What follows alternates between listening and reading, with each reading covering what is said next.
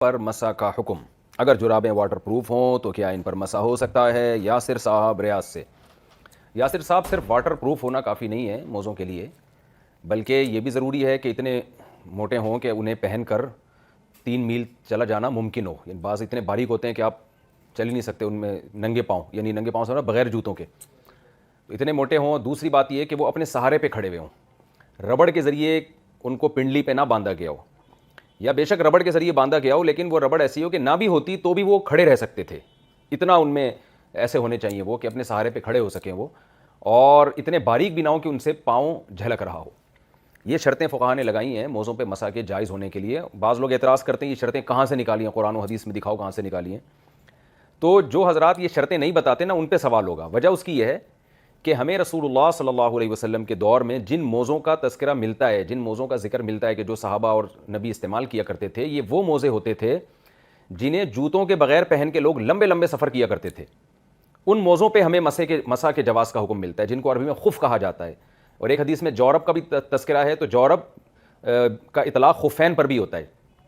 تو وہ موزے جو نبی کے دور میں ہوتے تھے وہ یہ والے نہیں ہوتے تھے، تو جو ہوتے تھے ظاہر ہے اسی ٹائپ کے موزے ہوں گے نا۔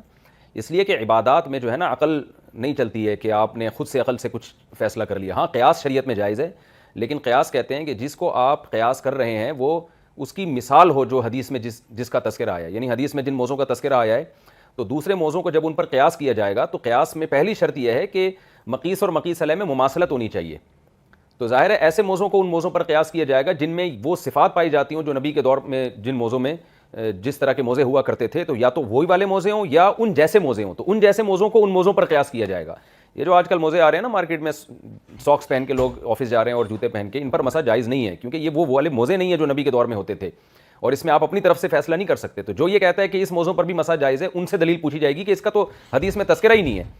قرآن مجید میں اللہ نے پاؤں کو دھونے کا حکم دیا ہے، تو یہ متواتر حکم ہے۔ اس حکم کو جب چھوڑا جائے گا جب کوئی مضبوط متواتر دلیل ہو آپ کے سامنے، تو مضبوط متواتر دلیل ان موضوعوں کے بارے میں جو اس ٹائپ کے ہوتے ہیں جو شرطیں فقہا نے بیان کی ہیں۔ یہ والے جو موضوع آج کل مارکیٹ میں آ رہے ہیں، ان موضوعوں کے بارے میں ہمیں کوئی گنجائش قرآن و سنت سے نہیں ملتی ہے۔ ایک اور مثال اس وقت ذہن میں آئی ہے، آپ نے حدیث سنی ہوگی کہ ایک شخص جو تھا کتا پیاسا تھا، اس کو ترس آیا تو وہ گیا اور کنویں میں موزے میں پانی بھر کے لا کے کتے کو پلایا۔ تو آپ بتاؤ کہ آج کل یہ جو جرابیں پہنی جا رہی ہیں اس میں کوئی پانی بھر کے لا سکتا ہے کیا؟ تو اس لیے فقہا نے جو شرطیں بیان کی ہیں یہ ان موضوعوں کو سامنے رکھ کر، تو وہ شرطیں جب تک نہیں پائی جائیں گی تو اس پر مسح جائز نہیں ہوگا۔ تو صرف پانی واٹر پروف ہونا کافی نہیں ہے، بلکہ یہ بھی ضروری ہے کہ وہ ان کو پہن کے پیدل اتنا لمبا آپ چل بھی سکتے ہوں، یعنی جوتوں کے بغیر، اور دوسری بات یہ کہ وہ اپنے سہارے پر قائم رہ سکتے ہوں۔ یہ موٹی موٹی شرطیں، ان کا خیال کرنا ضروری ہے۔